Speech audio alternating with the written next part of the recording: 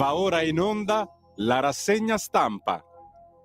Eh sì, ero qui come quelli che aspettano il pullman, no? E che poi ho paura, arriva il pakistano e non si sa mai. Gentili ascoltatori, buongiorno. Sì, è vero, oggi avevamo fretta di partire, ma poi dopo era troppo presto e poi dopo facciamo tardi, presto che tardi. E sono le 7:30, puntualissimi come non mai.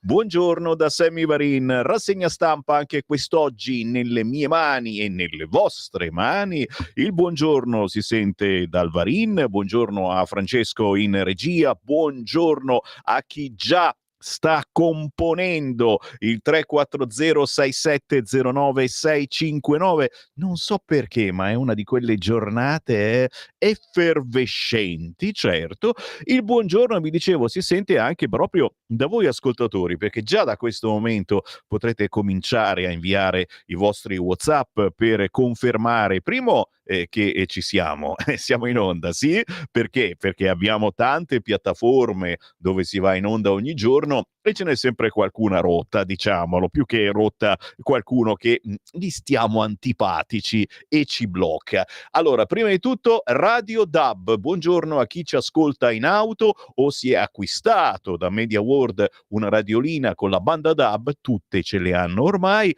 e ci ascolta benissimo con una qualità meglio del CD in tutta Italia. Se non avete mai provato, fate l'esperimento quando entrate in auto, se avete un'auto recente degli ultimi anni, controllate, oltre all'FM c'è anche la banda DAB e lì è tutto automatico, siamo tutti in ordine alfabetico, basta cercare Radio Libertà e saltiamo fuori ovunque voi siate. Buongiorno naturalmente a chi ci ascolta dal televisore sul canale 252, anche qui siamo in nazionale, in tutta Italia potete ascoltare la mia voce, ma se avete il televisore collegato ad internet potete anche guardare il mio faccione. Vi sto salutando in questo momento. Ciao. Buongiorno a chi ha scaricato l'app di Radio Libertà sul proprio cellulare e ci porta davvero ovunque. Buongiorno a chi ci segue dal computer, magari dall'ufficio in background, sul sito radiolibertà.net. Naturalmente buondì anche a chi ci ascolta dai social, quelli che più spesso vengono bloccati perché diciamo notizie che stanno molto antipatiche alla community, su YouTube, su Facebook cercate Radio Libertà, ma anche Lega Salvini Premier. Cielo duristi, buongiorno dalla tessera RIA 1987. Di cosa parliamo quest'oggi? Bah, non saprei neanch'io. Apriamo con il sito dell'ANSA e vediamo cosa mai possa essere accaduto nel mondo. A Bucci la Liguria, Meloni esulta, lavorerà per il bene di tutti. Il Movimento 5 Stelle crolla, exploit del PD. Vittoria sul filo di lana per il sindaco di Genova, l'avversario tradito dai 5 Stelle. Renzi, oggi ha perso Conte e chi mette veti. La replica, con Renzi avremmo solo perso voti. Giù l'affluenza. Insomma, avete capito, questa è la giornata di Bucci, è la giornata della Liguria, è la giornata che vede la vittoria ancora una volta del centrodestra in Liguria, nonostante Marco Bucci, centrodestra 48,77, Andrea Orlando, centrosinistra 47,36, quindi vedete siamo praticamente a un punto e qualcosa. Nicola Morra, un attimo che mi tocco, no, nel senso buono, Nicola Morra, lista Uniti per la Costituzione 0,88%, quindi un risultato personale direi assolutamente importante, ma fatemi salutare Marco Ferrando del Partito Comunista dei Lavoratori. Questi non beccano mai niente, però gli vogliamo sempre bene. 0,35%.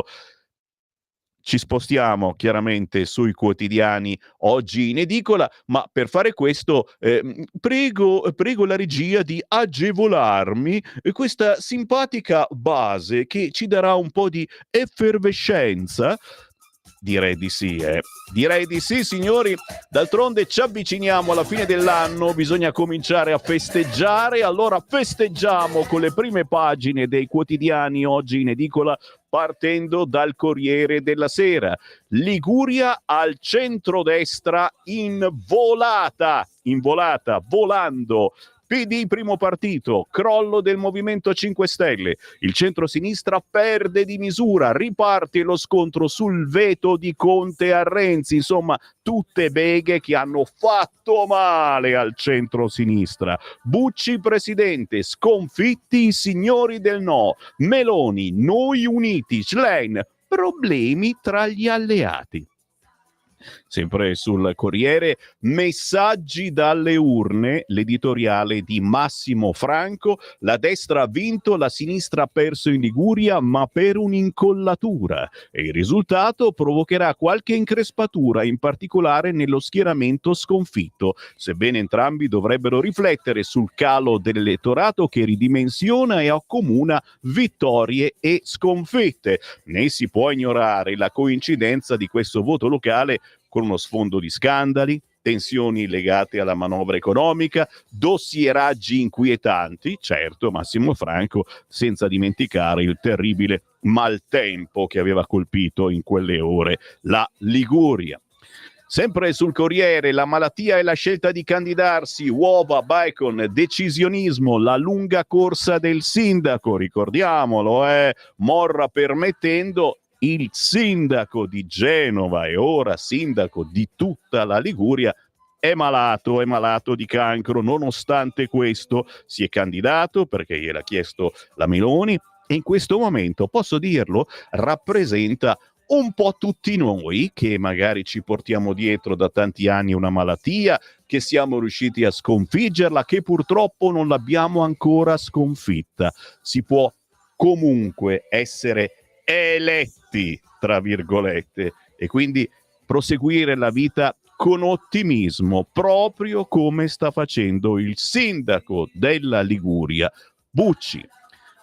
Georgia nel caos, cortei e proteste, elezioni farsa, Orbán sfida l'Unione Europea, il successo dei filorussi e migliaia di georgiani che manifestano per il centro di Tbilisi, vicino al Parlamento, per protestare contro le elezioni farsa che hanno segnato la vittoria al partito filorusso. In piazza bandiere georgiane, dell'Unione Europea, ucraine, mentre Orbán sfida l'Europa. No, la rimetto da capo la base è troppo bella, non resisto ragazzi. Buongiorno a chi ci sta accendendo in questo momento. È chiaro che una rassegna stampa così non esiste da nessuna parte, e chi è che ti mette il disco samba in sottofondo? D'altronde i titoli sono assolutamente interessanti, ma siamo soltanto sul Corriere, c'è anche l'editoriale di Marco Imarisio, vincitori e vinti, e poi il dossieraggio con magistrati divisi sul dossieraggio, ecco tutti gli spiati. Naturalmente si ritorna sulla brutta cronaca, la ragazzina morta, le accuse all'ex, Aurora giù dal terrazzo, alla fine il quindicenne è stato fermato. E ribadisco il concetto, avendo due ragazzi che a febbraio compiranno 14 anni, mi sembra incredibile che a quell'età già ci siano queste storie d'amore così importanti da turbare una vita fino a questo punto. Il caffè di Massimo Gramellini riprende il referendum di cui ci siamo occupati l'altro giorno, referendum della discordia. Perché? Perché si è provato a chiedere agli abitanti, quelli che abitano nei paesini appena fuori dal bosco, se l'orso fa piacere oppure no. E insomma, uomini e orsi, il caffè di Gramellini scrive: l'esito plebiscitario, 98,6%, del referendum popolare sulla pericolosità di lupi e orsi, celebratosi domenica scorsa in alcune valli del Trentino, ci racconta come sarebbe il mondo se i problemi venissero decisi solo da chi ne è coinvolto direttamente. Attenzione ragazzi, questo è un attacco all'autonomia potentissimo, zitto zitto 4 il Massimo Gramellini ci fa la colonscopia. Infatti, se la stessa consultazione si fosse tenuta in tutta Italia o anche solo in tutto il Trentino, i difensori dei quadrupedi avrebbero ottenuto ben più del misero 1,4% rimediato nelle valli, in cui lupi e orsi non sono una suggestione astratta, ma una minaccia quotidiana. Per colpa degli uomini, certo, però qui mi preme rilevare un aspetto più generale della vicenda, e cioè che la vicinanza fisica a un determinato problema appassiona i cittadini alla politica, ma al tempo stesso impedisce loro di inserire quel problema in un quadro d'insieme, che è il compito della politica. State godendo anche voi la coloscopia che ci sta facendo il Gramellini? Ah, grandissimo. Zitto zitto 4. La consultazione trentina favorevole all'abbattimento degli orsi è solo un sondaggio, anche se condizionerà le scelte future delle istituzioni. Ora, provate a immaginarvi una democrazia dove si decide tutto a livello locale, dove ogni quartiere può stabilire quanti migranti accogliere e ogni categoria quante tasse pagare. Orsi migranti, naturalmente, intende Gramellini. In teoria è il migliore dei mondi possibili, in pratica la fine del mondo, perché nessuna comunità può sopravvivere ai propri egoismi se non con una visione d'insieme che affronti le paure della gente senza irriderle, come invece tende a fare la sinistra, e però anche senza specularvi sopra, come invece tende a fare la destra. Te capì? Colonscopia per tutti, uomini e orsi, il caffè di Gramellini. Ma va bene così, signori, oggi veramente potete farci tutto ciò che volete, godiamo insieme della vittoria in Liguria, e naturalmente vi presento anche il quotidiano Repubblica. Bucci vince per un pugno di voti, ok? Non capite male. Il sindaco di Genova è il nuovo presidente della regione dopo uno scrutinio testa a testa con Orlando.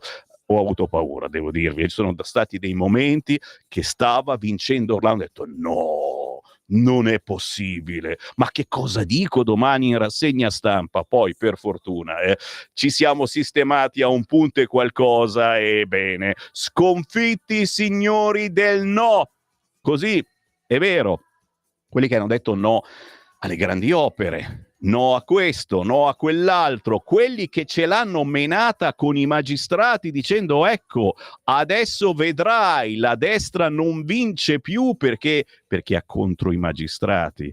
La Schlein, da soli non bastiamo, ora gli alleati riflettano, attenzione, tutto ciò è propedeutico a bradare per il 17 e 18 novembre, quando Picciu si voterà in Liguria, quando si voterà in Emilia-Romagna. Sì, lo so, in Emilia-Romagna è un po' più difficile perché la gente è tradizionalmente legata al PD, le puoi fare quello che vuoi, ma sì, si allaga la casa e la rimettono a posto. Dopo 6 mesi si riallaga, ma la rimettiamo ancora a posto e votiamo ancora PD. Ancora la terza volta, allagata la casa, ricompriamo i mobili, ma votiamo sempre PD. Ma forse chissà che qualcosa sta cambiando. Da soli non bastiamo, ora gli alleati riflettano, dice la Schlein. Riflettete. Intanto Conte rivendica il veto sul leader di IV e Grillo ha disertato il seggio. Insomma, solo questa notizia fa capire tutto quanto. Liguria, Meloni esulta, ma il PD è il primo partito al 28%. Sai quanto ce ne frega? Questa è la solita vittoria di Pirro. Sei il primo partito ma non governi. Guarda un po', crollo 5 Stelle, Renzi accusa. L'editoriale di Francesco Bei, che magari più tardi, se fate i bravi, vi leggo, perché oggi è giusto leggere i quotidiani come Repubblica, La Stampa, che davvero tu compri il quotidiano ed è tutto bagnato, dice la miseria, perché schiuma,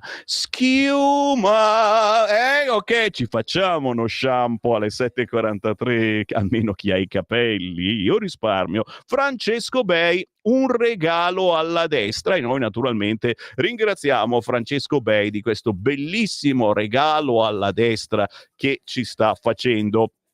Scendo più in basso, naturalmente l'inchiesta sulle spie, ve ne parliamo tra una mezz'oretta, intorno alle 8:20 avremo un qui Parlamento con il senatore Gianluca Cantalamessa, che è anche responsabile del Dipartimento Antimafia, per capire cosa sta succedendo. Spie, spioni, spioncini, sequestrato l'archivio e Pazzali si autosospende, il tesoro dei dati degli spioni è sotto sequestro. Enrico Pazzali, presidente della Fondazione Fiera Milano, indagato nell'ambito dell'inchiesta sui dossieraggi che vede al centro la società Equalize, ha provato a difendersi, ma è finita con un'autosospensione. E spuntano nuovi indagati. Numero 2 degli aeroporti milanesi, Barletta, che si è autosospeso, e il direttore affari legali di Eni, Speroni.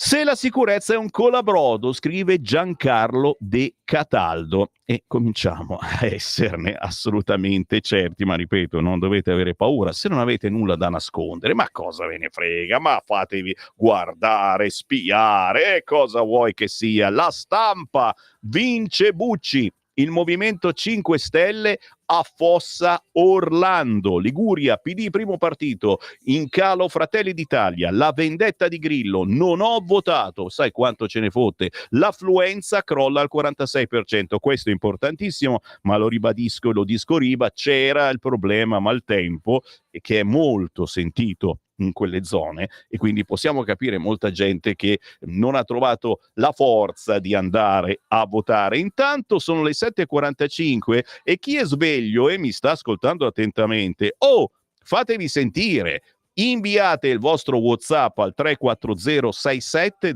09 659 per commentare quanto vi sto cianciando. 340 67 09 659, soprattutto voi nuovi ascoltatori che magari ci seguite per curiosità, scrivetemelo, sono un nuovo ascoltatore, Sammy Varin, mi stai sulle balle, mi piace, 340 6709 659, perché questa è una rassegna stampa sperimentale, stiamo facendo gli esperimenti, un po' un piccolo chimico che ogni giorno facciamo, il disco samba in sottofondo ne è la riprova, per capire. E che lo sta facendo davvero il trenino, Francesco, ragazzi, da solo, finché lo fa da solo va tutto bene, per capire un attimo dove volete andare, cosa volete fare, perché vi piace la rassegna stampa modello Famolo Strano, o perché magari giustamente preferite il nostro condirettore Giulio Cainarca, che però non è mica andato via, semplicemente l'abbiamo spostato un po' più avanti, si è autospostato con la sua trasmissione Auto da Fe, che quest'oggi parlerà proprio di spionaggio, ragazzi. La domandona che ci farà: lo spionaggio metterà in ginocchio lo Stato? Tu dici, siamo già conciati. No, è in pericolo la democrazia, e ieri titolavano così tutti i giornali. Ci sarà il prologo alle 10:30, il bello verrà alle 12:30 con Auto da Fe, la nuova trasmissione di Giulio Cainarca. Sappiatelo, robe importanti. Poi chiaramente ci sono anche i fan di Scuola di Magia, Claudio Borghi Aquilini, che anche ieri ci è andato giù pesante su questa situazione. Arriverà dopo l'editoriale del nostro direttore Sallusti al 9:30, quindi verso le 9:35. Sì, ok, va bene, vado avanti, ci mancherebbe. La Stampa, dicevamo, vince Bucci, 5 Stelle a Fossa Orlando, il commento di Marcello Sorgi, spariscono gli elettori, partita decisa dai tifosi. Ed è vero, ragazzi, perché alla fine sono andati a votare quelli che proprio ce l'hanno, sono bacati, quelli che vivono di pane e politica, come noi e molti di voi, e devo ringraziare proprio voi, cari amici che ci ascoltate dalla Liguria, che avete magari ascoltato l'appello Figlio d'Apollo di Sammy Varin. Dai! L'inchiesta di Milano, l'archivio degli spioni, dai Rossa a Palazzo Chigi, col cellulare criptato parlavano con gli 007. È chiaro che adesso pian piano esce fuori tutto quello che si dicevano e qua là. La vittoria dei filorussi, migliaia in piazza, brogli, vogliamo l'Unione Europea, santa polenta. La Georgia anti-Putin, e naturalmente qualcuno gode. C'è anche Mattia Feltri che scrive spie e spioni nel suo buongiorno, ma noi andiamo oltre, ragazzi. Voglio farvi godere ancora un po' Ho finito i quotidiani per farvi godere. No, ho ancora un altro, vi prego. E vabbè, niente, vi porto sul Fatto Quotidiano, tanto per...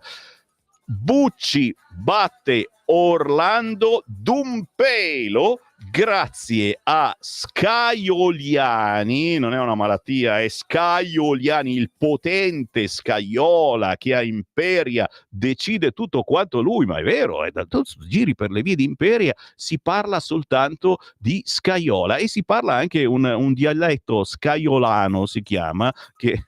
Cosa sto dicendo? Allora, Bucci batte d'un pelo Orlando grazie a Scaioliani e astensioni. PD primo, male 5 Stelle, Renzi pontifica da Bin Salman. Ma in centro pagina sul Fatto Quotidiano, caso spioni, avevano accesso ai conti di tutti gli italiani, veto USA su Salvini, fuori le carte russe. Se va al Viminale, le profezie degli ex Leonardo e Fasueb sul governo Meloni 20 giorni prima che nasca, alla difesa o Crosetto o Tajani. Ma guarda un po', a me piace questi del Fatto Quotidiano che pensano di avere scoperto l'acqua calda. Le sapevamo queste cose, le dicevamo in quei giorni che c'era un veto per Matteo Salvini, ma ci avete proprio preso per imbecilli totali. Santa polenta, avanti, avanti, avanti. Intanto voi commentate al 3406709659 prima che arriviate in ufficio, ma io poi, attenzione, i vostri WhatsApp li leggo già alle 8, comincerò, ma li leggo anche in tarda mattinata, perché la rassegna stampa va dalle 7:30 alle 9:30, poi io riprendo alle 11 con altre interviste, ma intanto leggo i WhatsApp che sono rimasti fuori. Il resto del Carlino. Liguria, Bucci trascina il centrodestra, ma in centropagina Piacenza. La ragazzina era precipitata venerdì dal balcone, morta a 13 anni, fermato il fidanzatino. Scendiamo ulteriormente, andiamo a trovare La Verità. Bello anche questo titolo. La Liguria rimane a destra, i PM hanno perso le elezioni. Bucci si impone contro i pronostici, Orlando il grande sconfitto. Disastro 5 Stelle in casa di Grillo che non va al seggio, stavolta i magistrati non hanno determinato l'esito, neppure l'arresto di Toti ha spianato la strada all'ammucchiata progressista, che ora trema in vista del voto in Emilia-Romagna e in Umbria. Ferguson, la democrazia americana rischia di più se vince Kamala Harris che se vince Trump. E torneremo naturalmente anche sulle elezioni in America. Oh, ma quest'oggi sono bellissimo. Il Francesco si è innamorato di me, che continua a inquadrarmi, ma inquadra un po' di giornali, dai, che poi mi sento veramente come se uno volesse essere inquadrato per forza. Sto faccione di sé. Censurami, eccolo lì, censurami, va bene, censurami, perché dopo un po' dico... Capisco la bellezza del semivarine superiore a ogni quotidiano, ma oggi sono belli anche i quotidiani, ragazzi. In centropagina sulla Verità, crollo Volkswagen, chiudono 3 fabbriche su 10. Per niente bello questo titolo, però è un segnale, è un alert che forse qualcuno comincia. No, la Volkswagen assolutamente vuole continuare ad andare a batteria. La casa che produce più vetture al mondo in ginocchio per il flop delle auto elettriche e per la concorrenza cinese. Previsti pure il taglio del 10% dei salari e il trasferimento di attività all'estero. Botta alla filiera italiana. Botta naturalmente in senso cattivo.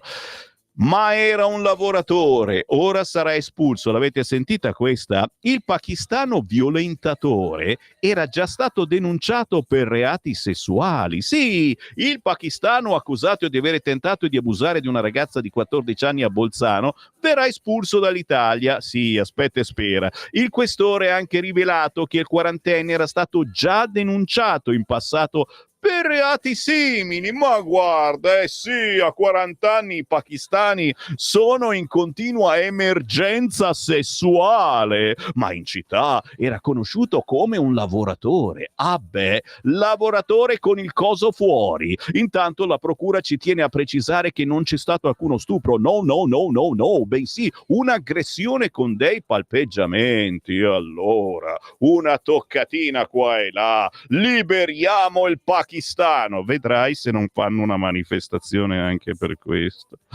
Avanti, avanti, avanti. Avanti con i titoli. Dove vi porto? Aspetta. Il giornale, bellissimo il giornale questo. Ah, fatemi godere.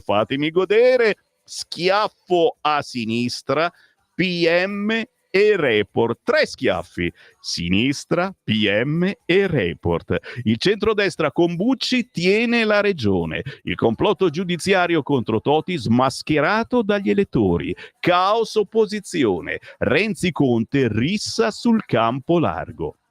L'editoriale di Alessandro Sallusti: in Liguria ha vinto Bucci e ha perso Andrea Orlando. Certo, ma anche ha straperso la procura di Genova, che ha fatto passare per criminali dei bravi amministratori, e ha vinto il modello Liguria, inventato e applicato da Giovanni Toti. Ha più che perso Sigfrido Ranucci, ancora oggi la menano sul suo programma, che ha detto robe che non gliene fregava niente a nessuno, nel senso che eravamo tutti lì a guardare, che comunque ha battuto ogni record, tutti lì a guardare, Boccaloni, se non ha detto niente di nuovo, ma è riuscito a beffarci e tutti abbiamo acceso domenica sera su Rai 3. Quindi ha più che perso Sigfrido Ranucci, che con il suo report ha messo in onda un dossieraggio mediatico a urne aperte che urla vendetta, e hanno vinto tutti coloro che non sono caduti nella sua trappola. Ha perso Alice Line, che ha scelto un pessimo candidato e proprio non riesce a rendere affidabile la sua coalizione,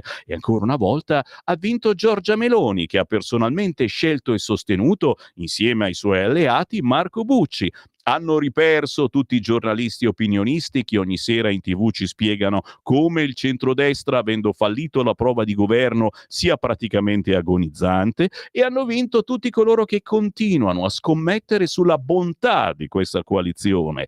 Hanno perso gli antifascisti isterici, hanno vinto i liberali, ha perso Giuseppe Conte, ormai vicino a portare all'estinzione i 5 Stelle, e ha vinto Matteo Renzi, che può dire che senza i suoi voti, anche se pochi, il centrosinistra non può vincere.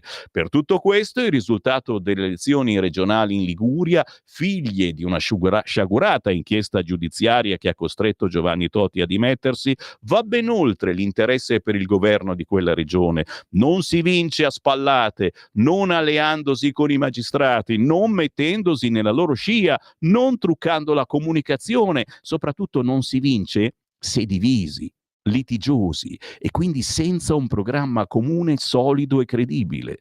La vittoria di Bucci, sia pure sul filo di lana, anzi proprio perché ottenuta sul filo di lana dopo una rimonta incredibile dai primi sondaggi, può stupire solo chi osserva le vicende politiche con le lenti deformate dalla partigianeria.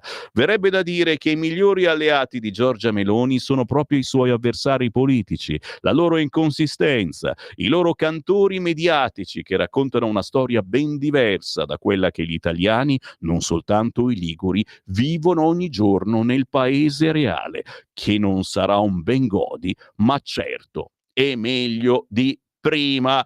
Questo l'editoriale di Alessandro Sallusti quest'oggi sul quotidiano Il Giornale, che naturalmente aggiunge: non crede più ai teoremi della magistratura, nessuno crede più ai teoremi della magistratura. Cambia l'aria, Filippo Facci.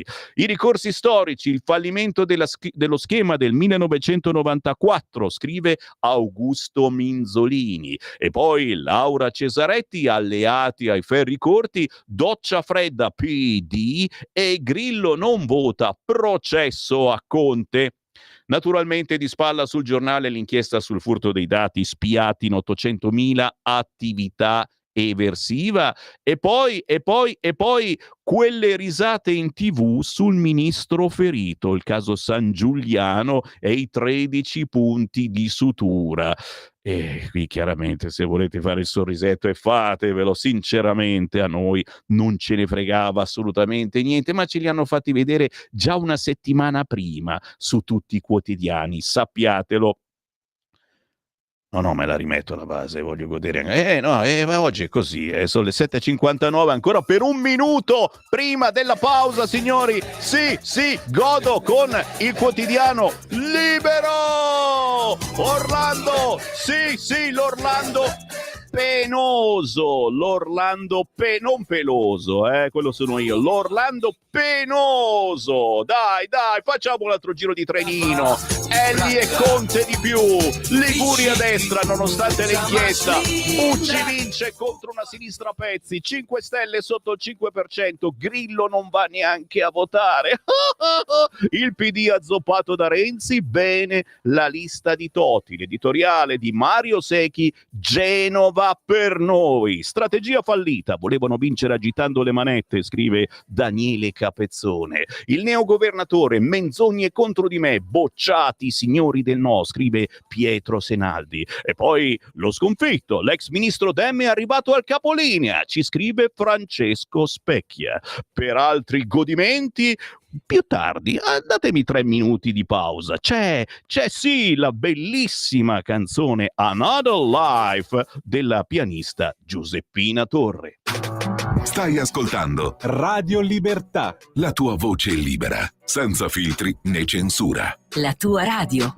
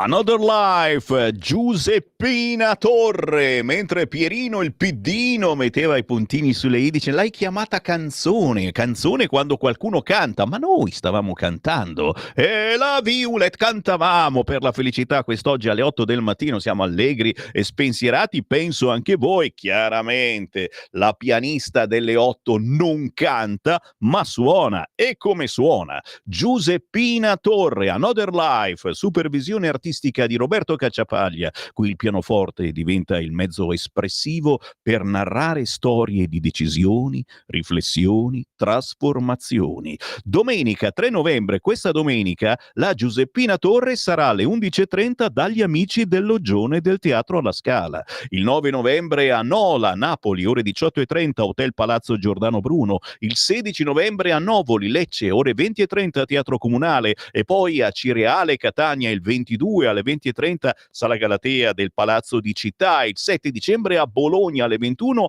al Teatro Mazzacorati. Complimenti Giuseppina Torre, che ci ha un po' fatto riposare, chiaramente, insomma, oggi abbiamo un certo ritmo e ce lo teniamo. Perché? Perché stiamo festeggiando la vittoria del centrodestra in Liguria. Tu dici, caro Sammy Varin, ti basta poco? Sì, sì, anzi ci vuole qualcosa di più, e qui devo ringraziare Massimo di Carcare, non Carcare come dice la Rai, purtroppo uno dei paesi colpiti dal maltempo in questi giorni, che ci è venuto a trovare ieri e ci ha portato di tutto, il vino, il salame. Capite che, Massimo, sei stato tu e la tua dolce metà che avete portato fortuna alle elezioni in Liguria. Grazie, grande Massimo di Carcare. Saluto anche il Marco che c'ha uno squisito ristorante proprio lì.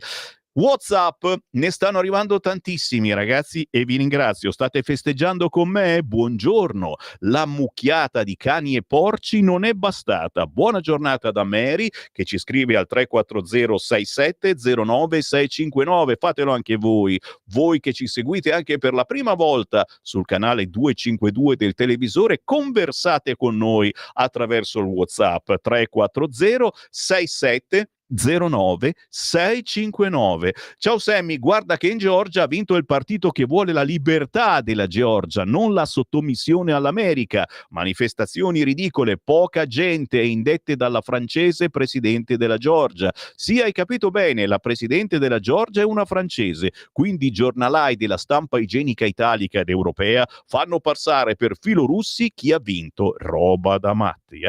Luca la sa lunga, Ma il 28% ha votato PD. Cosa non ha capito? Caro Walter, ma la Liguria da sempre è una regione di sinistra, e quindi moltissimi, qualunque cosa succeda, votano PD. Poi c'è stata anche questa menata, i fascisti, allarme fascista, sono quelle robe che nell'elettorato di sinistra viene, non hanno paura del pakistano violentatore, anche perché non frequentano certe zone pericolose, ma hanno paura del fascista, ok? E quindi tutti a votare, anche se hanno la casa allagata, per la prima, per la seconda, per la terza volta, si vota ancora PD. Per fortuna in molti hanno detto, forse però bisogna fare in modo che questa casa non si allaghi più, bisogna fare dei lavori importanti, basta dire no, lavoriamo, ok? È giusto,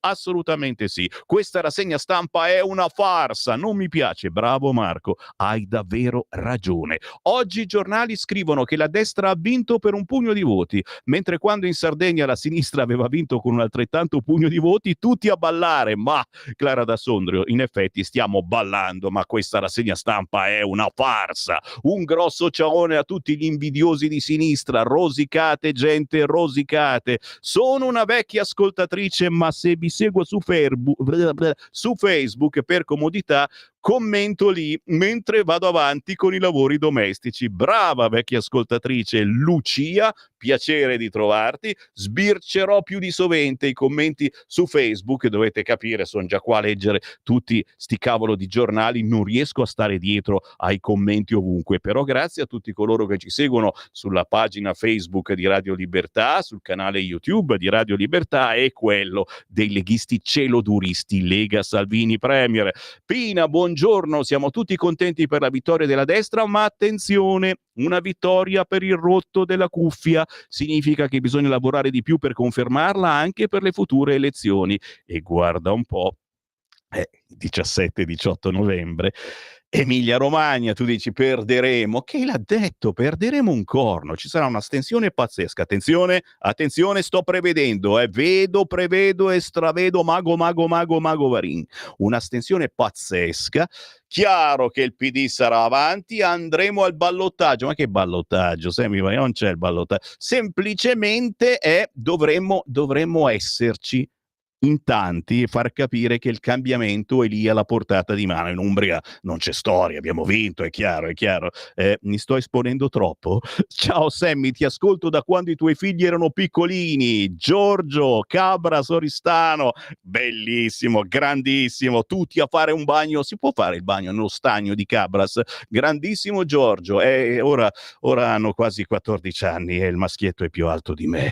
Buongiorno Sammy, un pensiero va subito a Giovanni Toti. I giornaloni continuano a dire che l'affluenza è ai minimi storici e che il partito più votato è il PD, proprio come successe a settembre 2022. Congratulazioni invece a Marco Bucci, ora nostro presidente di una regione speciale. Viva la Liguria, ci scrive Daniel.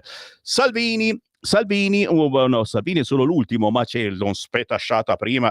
Dal mio punto di vista i ragazzini commettono crimini di alta levatura perché sono iperstimolati dal mondo degli adulti attraverso assurdità tipo Grande Fratello, musica trap, modelli tipo Gomorra, i social fuori controllo con sfide estreme contrabbandate per prove di coraggio, influencer che appaiono senza essere e vuoti di contenuti.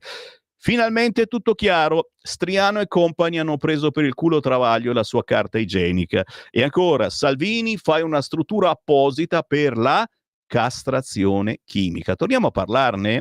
Oggi non c'è nessun giornale che ne parla, ne parlo io e spero di fare agenzia. Buongiorno Sammy, oggi si picchia la focaccia nel cappuccino. Ma Fabio, che schifo, la focaccia nel cappuccino. Mi rifiuto assolutamente, però fatevi una bella fotografia mentre state facendo colazione o mentre magari state guidando per andare in ufficio. Coda anche quest'oggi, naturalmente. Poveri magistrati rossi, tutta sta fatica per tirare la volata ai loro e poi ti vince uno di destra. A Gramellini sugli orsi trentini ovvierei semplicemente che i problemi li sente chi ce li ha e alla politica serve a risolvere i problemi concreti, non quelli di collocazione del personale politico e relativo parentame fino alla 7ª generazione o delle fumerie doppio. E poi definire sondaggio un referendum la dice lunga sulla cultura costituzionale di chi fa questa affermazione. Ancora WhatsApp al 340 6709 659, l'ultimo,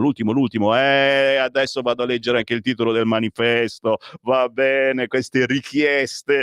Ciao Sammy, il voto in Liguria, il flop auto elettriche, il referendum in Trentino e tante altre prove dimostrano che quando la gente comune può dire la sua, non sempre coincide con quello che ci vorrebbero far credere. Rispettiamola sempre la Costituzione più bella del mondo, non solo quando ci fa comodo. Ottimissimo signori, allora ultimo giro di danze signori col pepe e vado a leggervi il quotidiano Il Tempo che scrive la giusta sentenza, le urne premiano, c'è la pubblicità, la maggioranza. La Liguria incorona Bucci, governatore, il centrodestra riconquista la regione dopo l'inchiesta e le dimissioni di Toti. 5 Stelle dimezzano i voti e li prende Schlein. Meloni, i cittadini ci hanno dato fiducia. Tommaso Cerno, un tributo all'Italia dell'astensione. Il tempo di Osho, neanche Grillo vota più 5 Stelle, ora Conte vede il baratro. E la chiacchierata tra Schlein e Conte, la Schlein che dice complimenti e abbiamo perso per 2 voti. E lo sai di chi so? De Grillo e della moglie. E guardate come Conte guarda la Schlein. Sinistra illusa, l'Italia vota senza pensare ai magistrati. Spionaggio e dossier, chance d'oro per Meloni. Gasparri esulta, abbiamo vinto nonostante Rai e giudici. Ora lo scontro si trasferisce in Emilia ed Umbria. E attenti che poi vi porto a parlarne. Renzi e l'augurio al neopresidente, oggi ha perso la politica dei veti contro di me e i V, ma soprattutto sentite qua l'ultima di Lucano. La cittadinanza onoraria di Riace alla Salis iraniana accusata di essere scafista. Attenzione, mi è venuto un colpo, ho detto no, Lucano, che è stato eletto, oltre che europarlamentare, è stato rieletto sindaco della sua Riace, darebbe la cittadinanza onoraria di Riace alla Salis? No, alla Salis iraniana, accusata di essere scafista. Se la cantano e se la suonano, in poche parole. Poi ci andiamo a fare un giro a Riace con un saluto. Ci sono tanti amici leghisti che ci ascoltano da quella parte. Scendiamo. Certo, ci sono le richieste musicali, non musicali, ma le richieste di quotidiani. E allora eccolo qua, il manifesto che titola questa mattina Pesti, ok? Cioè, pesti, pestate, occhi pesti, capito? Che poi vuol dire anche pesti che sono delle pesti. Bucci vince, Orlando perde di misura, ma è un rovescio pesante che ridà fiato a Meloni. E sul palco ci sono tutti loro, il centro-sinistra, pesti. E naturalmente per noi è soltanto musica per le nostre orecchie. C'è ancora qualcosa, dai, lo sento, ancora un titolo bello, potente, per farvi andare a lavorare con un sorriso. E allora andiamo anche a trovare l'unità. Foto finish, crolla Fratelli d'Italia, vola il PD, Conte trascina la sinistra alla sconfitta. Quindi sembrava belle notizie, no? Per la sinistra, crolla Fratelli d'Italia, vola il PD, ma Conte trascina la sinistra alla sconfitta. Direi che potrebbe bastare. L'ultimissimo titolo è forse il più dolce, è Bucci sindaco della Liguria, il titolo del secolo XIX. Signori, sono le 8:16, pochi minuti e ci collegheremo con il senatore Gianluca Cantalamessa, perché vogliamo sapere qualcosa di più certamente sulla situazione dossieraggi. Oggi stiamo festeggiando naturalmente, ma intanto qualcuno ci sta spiando. E allora silenzio assoluto, perché vi porto su Repubblica. Troppo bello, pensavate, ci porta sul Libero, La Verità, Il Tempo. No. Repubblica, schiumate con me all'interno. Dopo il titolone Bucci vince per un pugno di voti, all'interno la Liguria resta a destra nonostante gli scandali. L'intervista a Toti che viene tirato ancora in ballo sia di qua che di là, l'intervista all'ex presidente della Liguria, deluso chi voleva cavalcare le piazze e il giustizialismo. Anche i nostri hanno fatto errori. Spero che la destra abbia le spalle larghe per proseguire il nostro lavoro, ok? Insomma, quando fa qualche criticuzza vuoi mettere che non la tira in ballo assolutamente. Un messaggio a chi questo? Ai partiti che per primi l'hanno mollata in questa estate ai domiciliari. L'unico a nominarla in questa volata finale di campagna è stato Salvini, dice Toti. Mi auguro che questo nuovo centrodestra abbia le spalle larghe per continuare sulla strada che abbiamo aperto 9 anni fa, quella di una regione allegra, sostenuta da marketing territoriale. In questi anni c'è chi ha campato di rendita alle nostre spalle anche dal punto di vista finanziario, perché la politica del centrodestra, le sue campagne elettorali, la classe dirigente l'ha sostenuta al comitato Toti ed è ora che inizi a fare il suo. Ho capito perché hanno intervistato pubblicato quest'oggi, Toti su Repubblica. In retroscena Meloni esulta, Bucci una mia scelta, ho vinto contro tutti, ma Fratelli d'Italia dimezza i voti, mentre a pagina 4 il PD vola, ma non basta. L'appello di Schlein, opposizioni unite, basta farsi la guerra. E all'interno a pagina 4 l'intervista alla deputata renziani Boschi, la deputata Boschi: senza EV non si vince, la responsabilità non è di Elli ma di chi ha imposto veti. Qui Parlamento. E qui la voce di Sammy Varin che ancora vi dà il buongiorno. Rassegna stampa ritmata quest'oggi. Abbiamo appena spento il disco samba, ma ora ci facciamo più seri perché sui quotidiani oggi chiaramente si fa festa per la vittoria del centrodestra in Liguria, ma mentre vi parliamo qualcuno sicuramente ci sta spiando. E allora facciamo un po' il punto della questione dossieraggi con il senatore della Lega Gianluca Cantalamessa. Buongiorno. Ciao Sammy, un saluto ai radioascoltatori. Ben trovato a Gianluca, responsabile dipartimento antimafia e soprattutto la questione dossieraggi ci ha un po' abbandonato, nel senso che oggi se ne parla sì ma non in prima pagina, e la Lega ha il pericoloso primato di partito più dossierato, siamo stati i primi a lanciare l'allarme e posso essere volgare, non ci ha cagato assolutamente nessuno e adesso forse si comincia a preoccupare. Cantalamessa. Sì, io innanzitutto distinguerei le sedi da dove sono avvenute, come posso dire, gli accessi abusivi, perché una cosa è che lo facciano in uno sportello di una banca, altra cosa è che avvenga in Procura Nazionale Antimafia, che dovrebbe essere il palazzo, voglio dire, per antonomasia, dove sicurezza e rispetto del diritto sono alla base di qualsiasi cosa. E la Lega lì è stato il partito, e non solo lì, ma in generale il partito più indagato. Poi se aggiungiamo a più dossierato, se poi aggiungiamo che Palamara, da quando era presidente dell'Associazione Nazionale Magistrati, disse al procuratore Auriemma in un'intercettazione che è stata resa pubblica: Salvini va attaccato anche se ha ragione. E poi vediamo che Matteo Salvini rischia 6 anni di carcere per sequestro di persona, quando gli spioni al momento non si sa chi sono e probabilmente se la caveranno. Il tutto insieme mette seriamente in discussione non tanto la tenuta della Lega, ma la democrazia del nostro paese. So che ora si vuole fare una stretta anche sulla questione alert, cioè fare in modo che chi entra per controllare determinate persone provochi questi alert che sono stati assolutamente inutili perché si entrava come persone che stanno facendo manutenzione e quindi non suonava nulla. Come si può ovviare a questa situazione? Stretta del Viminale, rafforzati gli alert sugli accessi anomali, scrive quest'oggi Repubblica, che però intervista anche Gabrielli. Inutile inasprire le pene, la cybersicurezza non è a costo zero. Gianluca.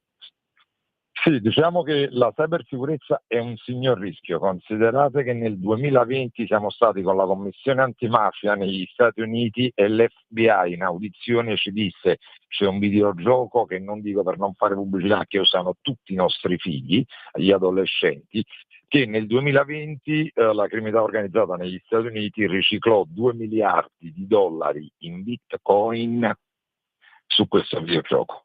La DIA, la Direzione Investigativa Antimafia, ha dichiarato che gran parte delle slot machine nel metaverso, io non so neanche cosa sia il metaverso, sono in mano all''ndrangheta. Questo per dare la frontiera e l'orizzonte sulle cose sulle quali ci stiamo muovendo. È chiaro che il tema della cybersicurezza resta un tema che sarà centrale nei prossimi anni. Consideriamo che tutte le agenzie di sicurezza di tutti i paesi occidentali, e non sono, puntano sempre di più sul trovare degli ottimi informatici e sempre meno persone che sparino, perché la sicurezza di un paese passa tramite la cybersicurezza.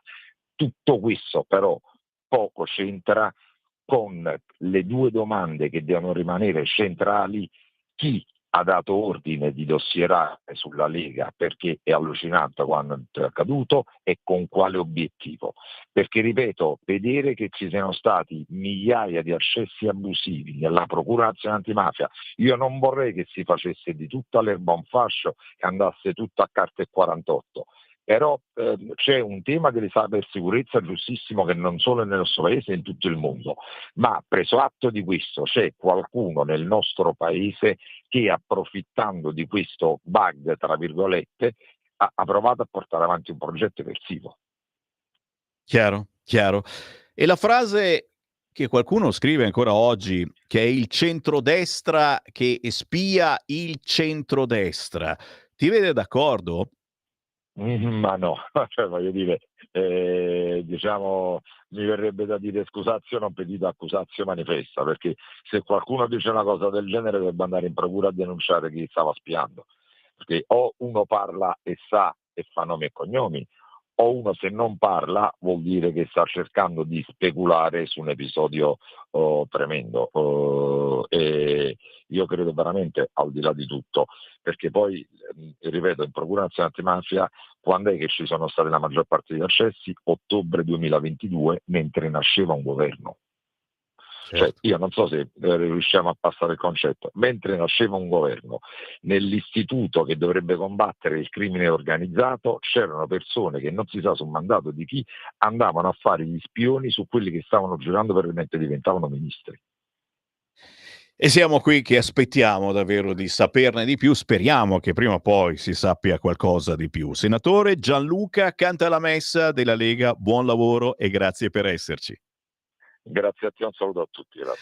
Un saluto naturalmente a tutti coloro impegnati nella buona politica di centrodestra e non soltanto, perché a volte esiste anche la buona politica e vai col blin blin. Qui Parlamento. 8:26, buongiorno, si sente dal Varin, Sammy Varin che si occupa di rassegna stampa in questo periodo storico fino alle 9:30, poi l'editoriale del nostro direttore Giovanni Sallusti e poi ritorna Giulio Cainarca con la sua incredibile trasmissione Auto da Fè, subito dopo le 10:15, qualcosa del genere, dopo la scuola di magia. E attenzione, perché oggi parlerà proprio l'Auto da Fè di Giulio Cainarca dello spionaggio, di questi dossieraggi, che cosa sono, a chi servono, ma soprattutto lo spionaggio metterà in ginocchio lo Stato? Il prologo intorno alle 10:30, poi il bello arriverà intorno alle 12:30. Non perdete la sintonia. Ma intanto però vi riporto su Repubblica. No, dai, basta politica, ma la terribile notizia della morte di Aurora, quella gettata dal balcone a Piacenza. Alla fine l'hanno fermato l'ex fidanzato in un video, le prove delle violenze passate. Il quindicenne è accusato di omicidio volontario. Avrebbe gettato la tredicenne dal 7° piano, attesa per l'esito dell'autopsia. Aurora, 13 anni, lo scorso venerdì precipita dal tetto di un palazzo di via 4 Novembre a Piacenza, muore sul colpo, con lei sul terrazzo c'era il suo ex. Questo quindicenne viene interrogato, ma racconta che lei si è suicidata, che lui non avrebbe fatto niente, anche a casa si chiude nel silenzio, ma arrivano le testimonianze. I genitori e la sorella di Aurora non hanno mai creduto al suicidio e hanno fornito diverse prove. Ieri il ragazzino è stato fermato.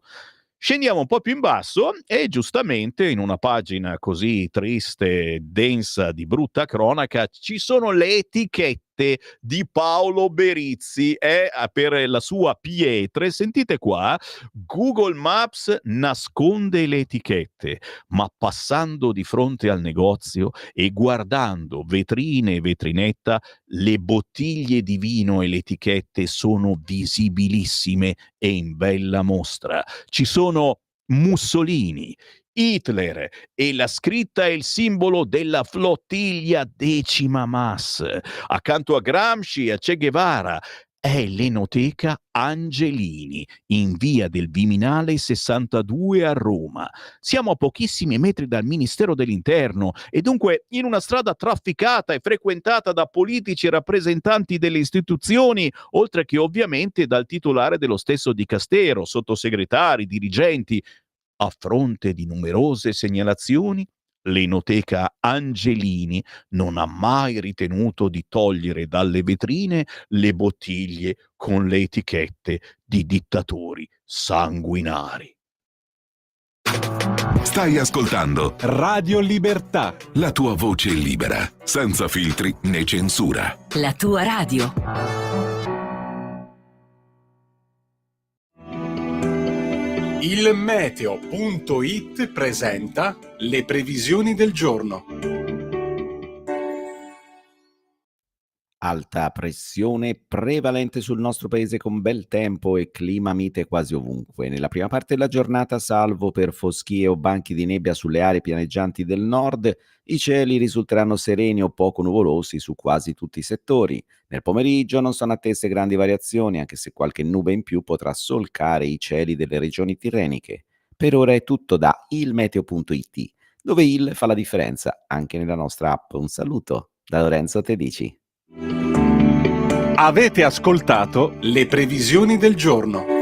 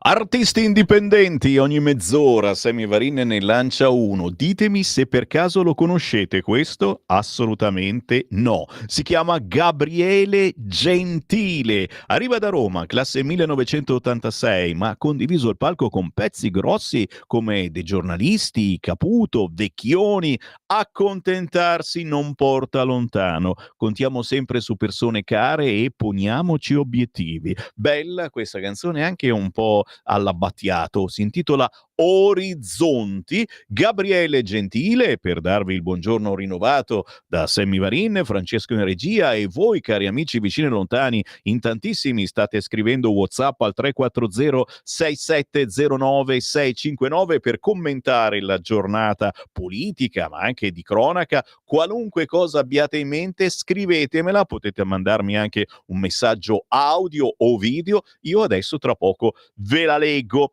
Alle 9 apriremo le linee allo 029294 7222, quindi potrete usare il vecchio e buon telefono, memorizzate anche questo numero 029294 7222, ma vediamo un po' dove ci portate.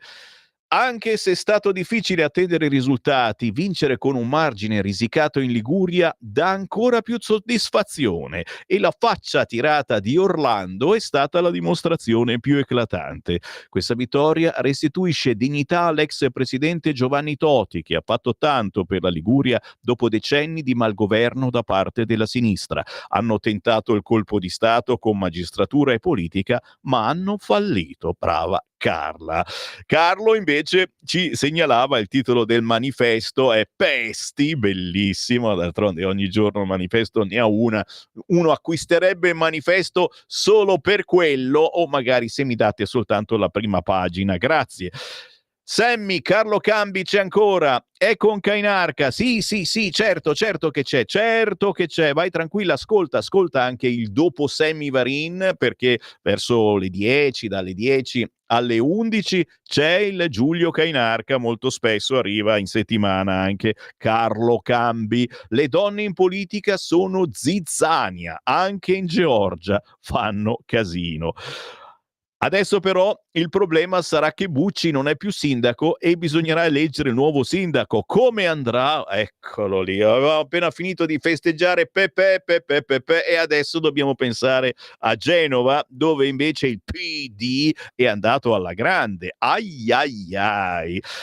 Se leggi il manifesto devi leggere pure il Secolo d'Italia. Lo sapevo, sta menata della par condicio, ho capito, va bene, ci vado. È che non è facile da trovare, che in fondo, no? Eccolo qua, l'ho trovato, ascoltatori piagnucoloni. Secolo d'Italia, Tellì.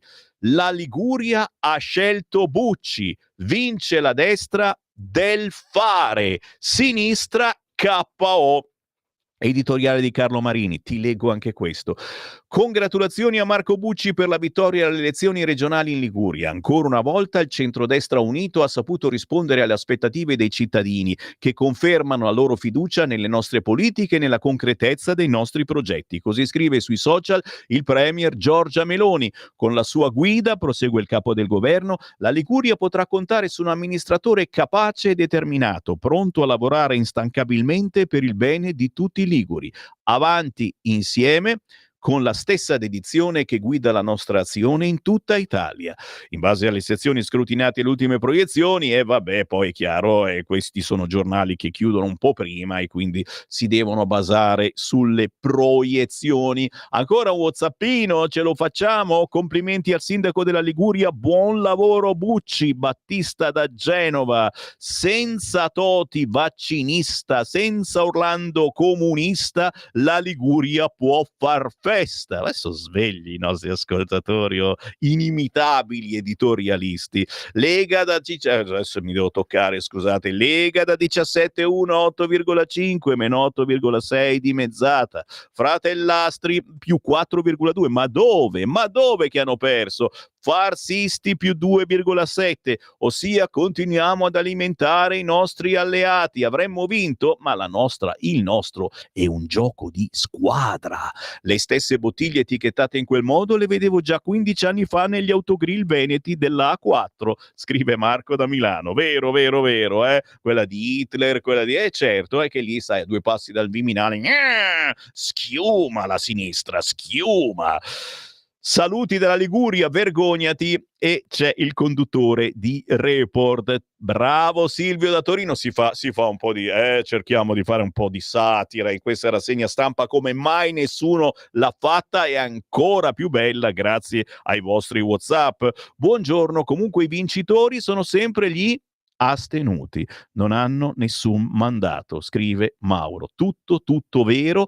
Ho fatto fuori i WhatsApp, quindi da adesso ricominciate a spedirmeli, soprattutto voi nuovi ascoltatori, scrivetemelo: sono nuovo ascoltatore, chi cavolo sei tu? 340 6709 659. Ma intanto ricominciamo con i quotidiani più belli, quelli che magari finiscono anche sul sito di Radio Libertà, che oltre a essere una radio, oltre a essere una televisione, è anche un sito di controinformazione, con una parte dove ci sono i giornali di Sammy Varin. Faccio il giornalaio per un attimo e vi do le sensazioni che a me paiono più particolari. Allora, partendo chiaramente dal quotidiano Libero e il titolo "L'Orlando penoso, Elli e Conte di più", passando dall'editoriale di Mario Secchi, "Genova per noi", splendida canzone,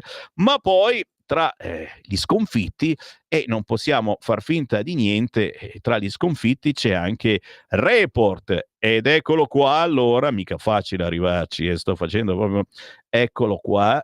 Report mente sul naufragio dei migranti.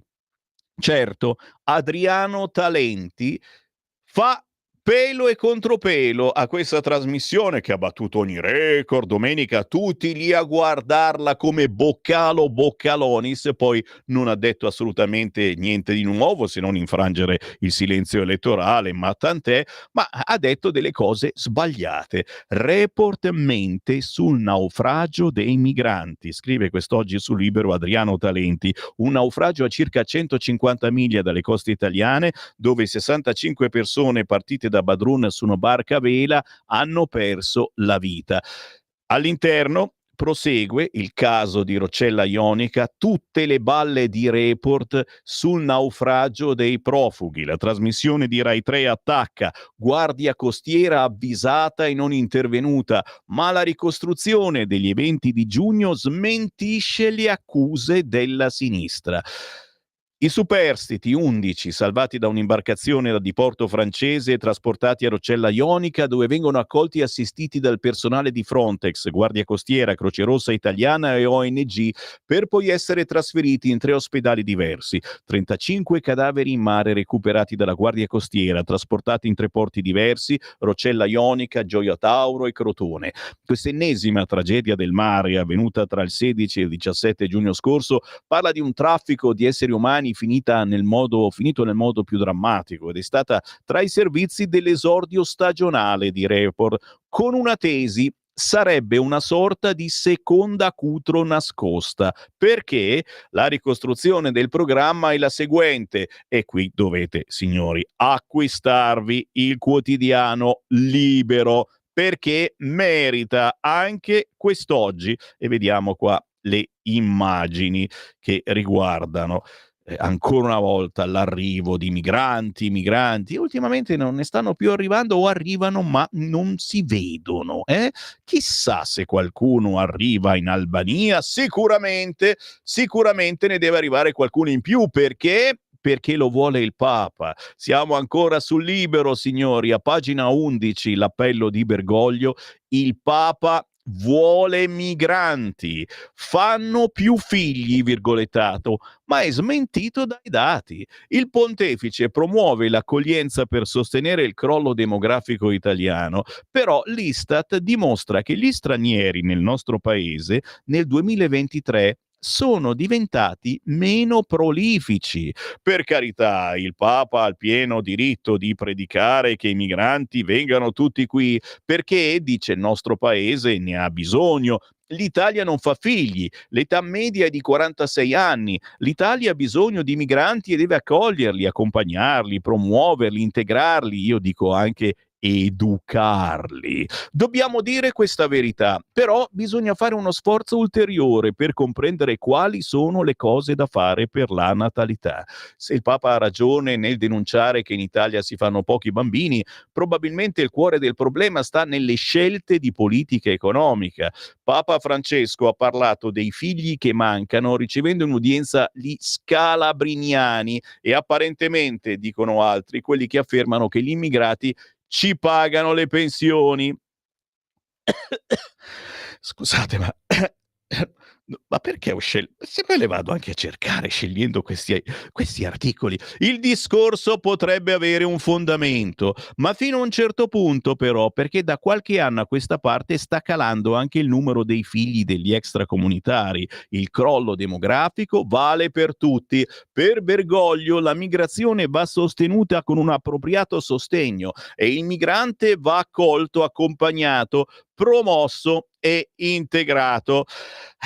Non mi manca il respiro, scusate, potete andare avanti voi, compratevi sto quotidiano libro e uscite di casa, conoscete il vostro edicolante, c'è ancora, è vivo, dentro in quel gabbiotto c'è vita. Intanto, ancora sul Libero, anche qui, signori, ve l'ho detto, oggi ne vale la pena acquistarlo, l'intervista con Fiamma Nierestein. L'Occidente israelofobico è un impazzimento. La scrittrice ebrea: ci armiamo e moriamo per la democrazia. Siamo l'argine alle dittature e all'integralismo islamico. E solo leggendo queste parole ti viene voglia di acquistare il nuovo libro di Fiamma, La guerra antisemita contro l'Occidente. Gli intellettuali trasformano il desiderio di essere accettati in critiche. Rinnegando Israele si viene invitati a cena. Lo sapevate? Meditate, gente, meditate. E signori, intanto che io parlo, vedo che per fortuna arrivano tanti WhatsApp al 340 6709 659. Allora vi strappo un ulteriore sorriso andando sul quotidiano Il Tempo. La corsa dei partiti, il civico più forte e Bucci. Schlein si mangia quel che resta del Movimento 5 Stelle. Si parla naturalmente della vittoria del centrodestra in Liguria. Il 5 Stelle dimezza i voti rispetto al 2020, Morra sfiora l'1%, scusate che mi tocco. La civica di Calenda non arriva neanche al 2%. Guardatevi i risultati, bada ben, ma soprattutto, guarda qua, appuntamento 17-18 novembre, signori. Il centrodestra ora punta all'Umbria con il sogno proibito dell'Emilia. Lo so, succede a ognuno di noi maschietti. Noi non siamo pakistani violentatori, però ogni tanto qualche pensiero erotico verso qualcuno ci viene. Anche roba fluida, assolutamente. Che cacchio dici, Sammy Varin? Vabbè, avete capito che cosa intendo. Fatto sta che il sogno proibito è vincere in Emilia Romagna. Quasi impossibile, perché lo ribadisco e discoriba con tutto il rispetto per coloro che sono andati a mollo e stanno ancora cercando di spalare il fango che non si spala più ormai perché si è solidificato come cemento. Questa è gente che vota ancora PD. Si allaga una volta, si allaga 2 volte, si allaga 3 volte e vota ancora PD.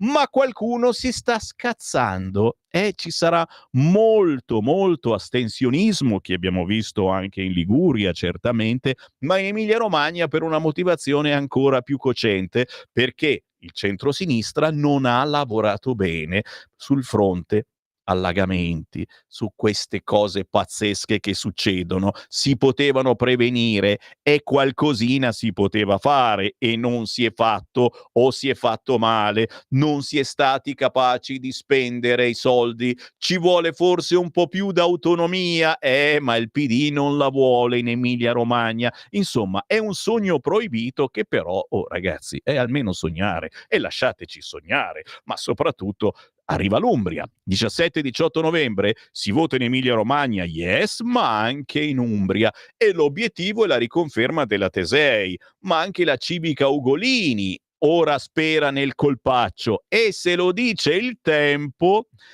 con la vittoria del centrodestra in Liguria si è infranto il sogno del 3-0 della Schlein. Il sindaco di Genova Marco Bucci è il nuovo governatore della regione, mettendo all'angolo l'ex ministro Dem Andrea Orlando. Ora i riflettori si spostano sulle regionali in Emilia Romagna e Umbria, dove il 17 e 18 novembre prossimi gli elettori saranno chiamati a eleggere i nuovi presidenti di regione e i rispettivi consigli regionali. Il refrain nel centrodestra infatti è: ora prendiamoci anche l'Umbria. Ora prendiamoci anche l'Umbria. Dai, in coro, anche a casa. Ora prendiamoci anche l'Umbria. Ora prendiamoci anche l'Umbria. Per il centrodestra l'obiettivo è riconfermare la presidente uscente Tesei e tentare il colpaccio, conquistando la storica roccaforte della sinistra, l'Emilia Romagna. La sfida emiliana vede Michele De Pasquale, sindaco di Ravenna, candidato del PD, sostenuto da una larga coalizione di centrosinistra. Il centrodestra ha però deciso di schierare una figura civica, Elena Ugolini, che mira a portare avanti un messaggio di rinnovamento e di apertura al cambiamento. Cioè, non è una politica, capite? Bada bene, abbiamo trovato una non politica sostenuta dalla buona politica. Questa scelta riflette la volontà di intercettare l'elettorato che, stanco delle consuetudini politiche della regione, potrebbe essere propenso a valutare una nuova direzione politica, votando una civica sostenuta dalla buona politica. Oltre ai due principali schieramenti si aggiungono altre candidature che movimentano ulteriormente il panorama elettorale emiliano-romagnolo, come quella di Federico Serra, rappresentante della sinistra radicale, e di Luca Teodori, attivista Novax. In Umbria il centrodestra si presenta forte della leadership della presidente uscente Donatella Tesei, la quale, sostenuta dalla coalizione di centrodestra ed Alternativa Popolare del sindaco di Terni Stefano Bandecchi, punta a consolidare la propria posizione. Il centrosinistra, tuttavia, non intende lasciarsi sfuggire l'occasione di riconquistare una regione che ha visto alternarsi diversi orientamenti politici negli ultimi anni. La candidata Stefania Proietti, sindaca di Assisi e sostenuta dalle forze progressiste raccolte attorno al Patto Avanti, rappresenta il tentativo di riconnettere il centro-sinistra a una tradizione regionale che ha per anni visto prevalere orientamenti di sinistra. Ma a quanto pare, se è passata dall'altra parte, qualcosa non andava. L'ultima di Mimmo Lucano, signori. Se state pucciando il biscotto nel caffè latte, smettete per un attimo, perché vi cade dentro. Attenzione, dove siamo? Siamo sul Tempo. Nuovo caso a Riace. L'ultima di Mimmo Lucano: concedere la cittadinanza onoraria alla Salis iraniana, ok? Mi è venuto un colpo anche a me, ti giuro che sto titolo fa paura, dovrebbero vietarlo ai minori di 18 anni. Maison Majidi, da poco scarcerata, è sotto accusa per scafismo e AVS la porta in consiglio comunale perché bisogna premiarla. Già, eccola qua, ma carina, la scafista Maison Majidi, 28 anni, curda iraniana, era stata arrestata il 31 dicembre dopo uno sbarco di migranti con l'accusa di essere una scafista. Piccole racchette crescono. Alla continua estenuante ricerca dell'inconsueto, dell'assoluto, dell'eccentrico, presbite dinanzi al quotidiano, al normale, all'ovvio, sordo rispetto alle esigenze di una cittadinanza stanca di essere costantemente in prima pagina e al tempo stesso di avere l'acqua corrente col contagocce, come nel Medioevo. Il comune di Riace, il territorio gestito dal paladino dei migranti Mimmo Lucano, torna a far parlare di sé. Il nostro quotidiano ha avuto in esclusiva un documento ufficiale del Consiglio Comunale Calabrese che viene convocato in seduta straordinaria alle 19 del 4 novembre per discutere e deliberare sul seguente ordine del giorno. Conferimento. Silenzio. Conferimento cittadinanza onoraria a Maison Magidi, attivista per i diritti umani, e riconoscimento dello Stato di Palestina. Si tratta nello specifico di una 28enne curda iraniana che era stata arrestata il 31 dicembre scorso dopo uno sbarco di migranti con l'accusa di essere una scafista. 6 giorni fa il tribunale ha accolto l'istanza di scarcerazione che era stata presentata dal difensore della giovane, l'avvocato Liberati, si chiama Liberati. La decisione del tribunale, secondo la difesa, è stata presa in considerazione del fatto che, alla luce delle dichiarazioni fatte da alcuni testimoni nell'ultima udienza del processo, sarebbero venuti meno gli indizi di colpevolezza a carico della 28enne. In ogni caso, l'udienza conclusiva del processo è prevista per il 27 novembre. Maison Magidi è stata la protagonista di numerosi post sui social, sia di Mimmo Lucano che della sua collega di partito all'Europarlamento, Ilaria Salis. Come non bastasse questa esplosione di retorica, la piccola amministrazione calabra ha deciso di occuparsi anche di una guerra che anno più anno meno va avanti da 16 lustri. E così i consiglieri pagati con soldi pubblici discuteranno il riconoscimento dello Stato di Palestina, un atto che, se anche venisse votato, sposterebbe letteralmente di nulla la questione mediorientale. L'opposizione sta discutendo se presenziare o meno a una simile messa in scena, un atto di estrema presunzione che fa letteralmente a cazzotti con la realtà quotidiana nella quale sono costretti a vivere gli abitanti di Riace. Un mese fa il quotidiano Il Tempo ha raccontato una vicenda grottesca. L'acqua è andata via a fine luglio nella frazione di Marina di Riace, ci hanno detto alcuni residenti esausti. Per settimane il sindaco ha sostenuto di aver trovato un nuovo pozzo, una nuova fonte d'acqua sulla quale però mancano dati certi e relazioni scritte da mandare in regione per poter poi avviare i lavori. Mimmo Lucano, faccia di bronzo, il paladino della democrazia e degli immigrati, l'uomo portato in Parlamento europeo dalla coppia del gol di AVS Nicola Fratoianni e Angelo Bonelli, dimostrò grande paura dei social e delle critiche, tanto che il 2 agosto sulla propria pagina Facebook il comune di Riace stoppò i commenti. La situazione dell'acqua è decisamente migliorata, ma solo perché ci sono state molte piogge. Ci aggiornano i residenti contattati telefonicamente ieri pomeriggio. A livello strutturale però assolutamente nulla è stato ancora fatto. Il rischio che la prossima estate residenti e turisti a Riace restino nuovamente senza acqua è tutt'altro che remoto. Va inoltre ricordato come il surreale ordine del giorno del 4 novembre non sia la prima uscita naif di Mimmo faccia di bronzo. L'apoteosi dell'ipocrisia progressista si è concretizzata nel suo programma elettorale al punto 16 di pagina 7. Impegnarci nel realizzare e costruire un pozzo d'acqua in Africa sarebbe per noi una bella iniziativa, un'ispirazione che ci viene da padre Alex Zanotelli, missionario comboniano che abbiamo avuto piacere di incontrare. Cioè fanno il pozzo d'acqua in Africa mentre manca l'acqua a Riace. Scrive Il Tempo, l'ultima di Mimmo Lucano, cittadinanza onoraria alla Salis iraniana. E chiaramente lo ricordiamo perché non viene quasi mai ricordato. Lucano è stato eletto europarlamentare e lo stesso giorno anche nuovamente sindaco di Riace. Non so se capite, vero? Sì, sì, sì. Ancora una segnalazione, la ricordo questa perché comunque è un'interessante intervista su Repubblica. A pagina 13 l'intervista all'ex capo della ISI Gabrielli. Inutile inasprire le pene, la cybersicurezza non è a costo zero, si parla di dossieraggi e tutto quanto e insomma dobbiamo dirci la verità. Per esempio che l'aspetto forse più negativo è che questo tipo di mercato abbia come oggetto una banca dati pubblica, peraltro così delicata. E qui veniamo al punto.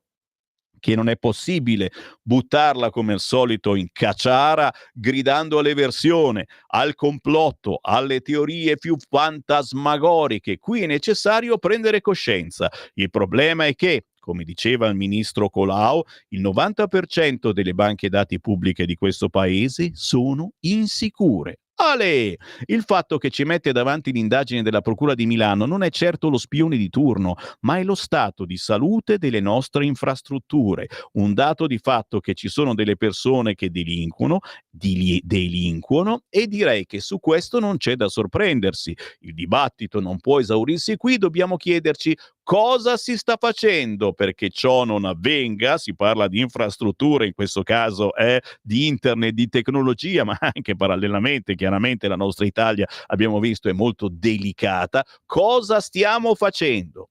Risponde Gabrielli, io credo siano necessari investimenti importanti, ma prima di tutto c'è un dato culturale. Bisogna capire che la sicurezza costa.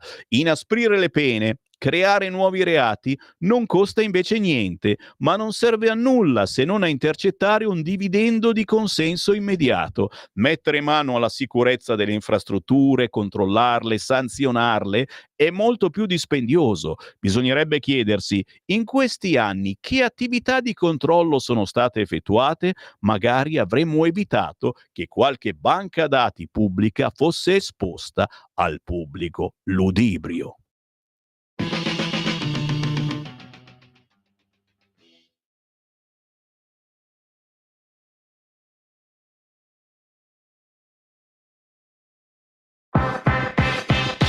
Per interagire con Radio Libertà, inviaci un messaggio di testo, audio, video al nuovo numero dedicato a te 340 6709 659 340 6709 659.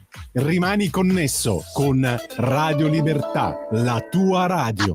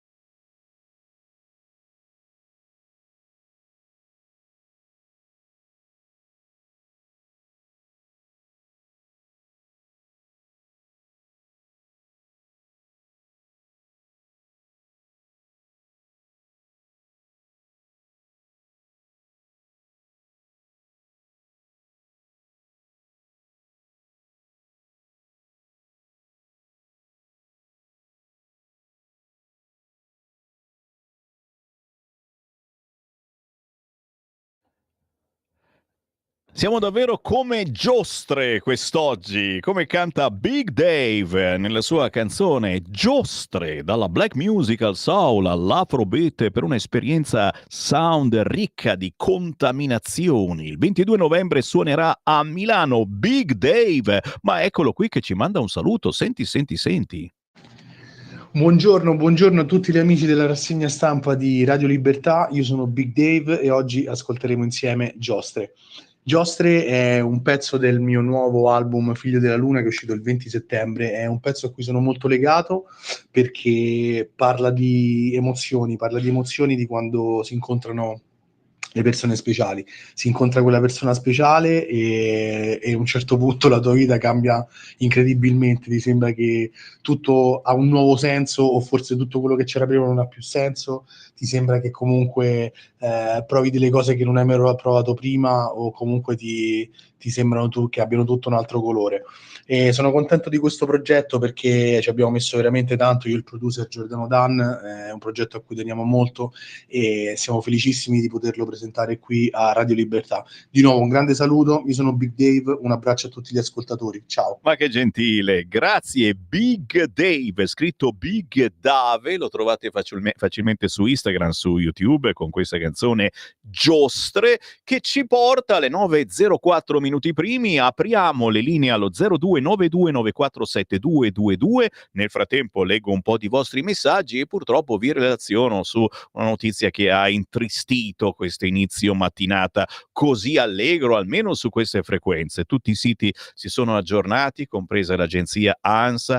Matilde Lorenzi è morta. La sciatrice caduta in Val Senales aveva 19 anni. Veramente non ce l'aspettavamo. Avevamo sentito che era grave, ma non pensavamo. È morta la sciatrice azzurra Matilde Lorenzi. L'incidente sul ghiacciaio della Val Senales. La giovane promessa dello sci azzurro ieri era caduta durante un allenamento sul ghiacciaio della Val Senales in Alto Adige.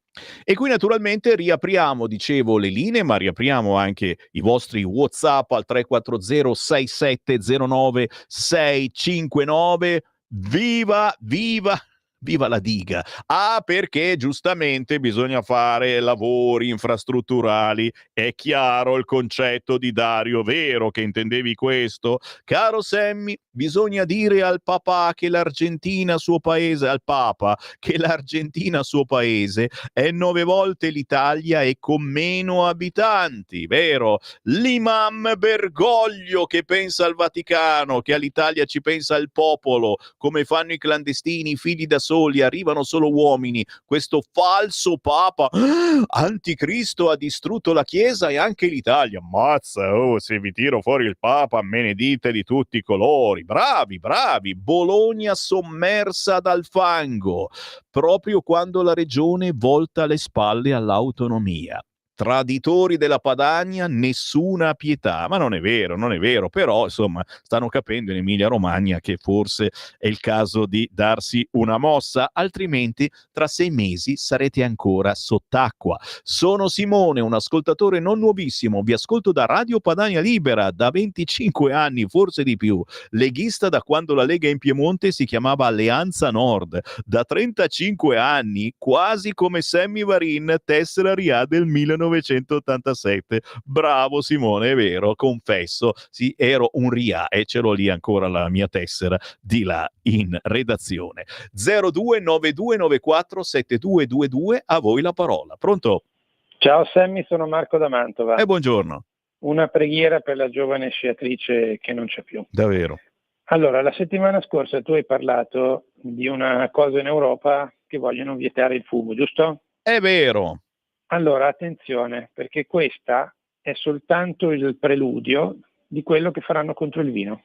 Ci vogliamo scommettere? No. Perché? Per questioni etiche, perché il vino fa male, perché il vino qui, perché il vino lì, perché il vino là.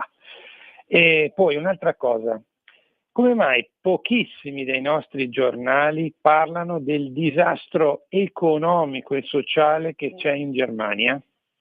Forse per far vedere che l'Italia fa schifo? E a riguardo io ti consiglierei, poi vedi tu perché la rassegna stampa è tua, di leggere gli interessantissimi piccoli articoli che scrive Roberto Giardina proprio sulla Germania. Mi sembra che scriva su Italia Oggi. Non per toglierti nulla, Cainarca ce li leggeva quasi sempre e ci dava uno spaccato di quello che sta succedendo in Germania. Ad esempio, ieri c'era un interessante articolo molto breve su scenari economici che ci raccontava che il governo tedesco potrebbe cadere prima di Natale per le insanabili incongruenze che ci sono tra i socialisti e i liberali al governo. I primi vogliono più spesa pubblica e quindi più debito per risollevare l'economia. I secondi sono le vestali praticamente del non si tocca, no, tutto al mercato, assolutamente nessuna spesa pubblica, eccetera, dell'austerità. Quindi se puoi leggiceli quegli articoli che ci dicono quanto i tedeschi sono sfigati come noi, o forse anche peggio visto il sistema attuale. Grazie Sammy. Grazie, un buon consiglio 0292947222, ma effettivamente se ne comincia a parlare un po' su tutti i quotidiani. Chiudono le aziende in Germania e lo scrive anche il Corriere a pagina 40, crisi Volkswagen, l'ora dei tagli, chiude tre fabbriche in Germania. Chiude 3 fabbriche in Germania, non mi sembra italiano, quelli del Corriere probabilmente hanno parenti lontani. Al via il piano, stipendi ridotti fino al 18%. Cavallo, la leader sindacale, nessuno è al sicuro. 0292947222. Pronto? Ciao, sono Giorgio da Monza. Ciao. Dunque, volevo dire 2 cose sulle elezioni in Liguria. Intanto sono andate bene, sono contento, ma la cosa da sottolineare, come forse qualcuno avrà già fatto, è che per la prima volta dal 1992, una coalizione che è stata inquisita e il cui presidente è stato mandato a casa dalla magistratura, per la prima volta viene rieletta una stessa maggioranza, identica a prima. Non era accaduto mai in Calabria, non era accaduto mai quando è successo in Abruzzo, non era accaduto quando è successo in Umbria e forse anche in altre regioni o province o comuni di cui non mi ricordo. Quindi questo che cosa significa, cari giornalisti e cari magistrati? Che il giochino non funziona più, perché se l'hanno capito i liguri, la capiscono tutti. Non sto dicendo che i liguri siano deficienti, sto dicendo proprio il contrario. Il giochino è rotto, avete rotto le palle con questo modo di fare e anche Report, la RAI la deve smettere di fare l'agit-prop del Partito Democratico, perché quello che ha fatto domenica è una porcata e perché nel 90% dei casi Toti sarà assolto. E a questa radio io ho già detto quanto mi stia simpatico Toti, che voleva mettere in galera i Novax e poi in galera per poco ci finisce lui, non è ancora detto.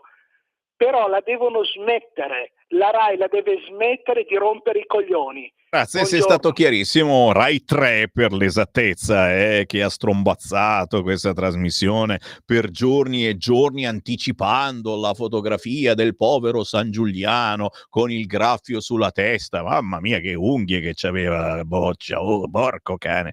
Però è tutto vero, certamente, ricordando anche che Toti ha pure patteggiato, quindi quasi un sintomo che vuol dire che riconosce di essere colpevole. Hanno detto quelli di sinistra, niente, non ce l'hanno fatta. Ed è proprio per questo che la speranza, signori, il Sammy Varin che vede, prevede, stravede, sogna che anche in Emilia Romagna si comincia ad alzare la testa. Ci sarà sicuramente tantissima gente che non andrà a votare perché è impegnata a decidere se cambiare di nuovo la cucina per la terza volta dopo l'ultima alluvione, e forse qualcuno penserà dicendo: ma questi ci stanno pigliando per il culo?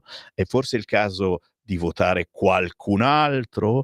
0292947222. Certo, Bologna sommersa dal fango proprio quando la regione volta le spalle all'autonomia. È il caso di voltare le spalle anche voi dell'Emilia Romagna a questi partiti che non hanno capito niente, che pensano di essere rivotati perché voi avete sempre votato PD e qualunque cosa succede votate PD?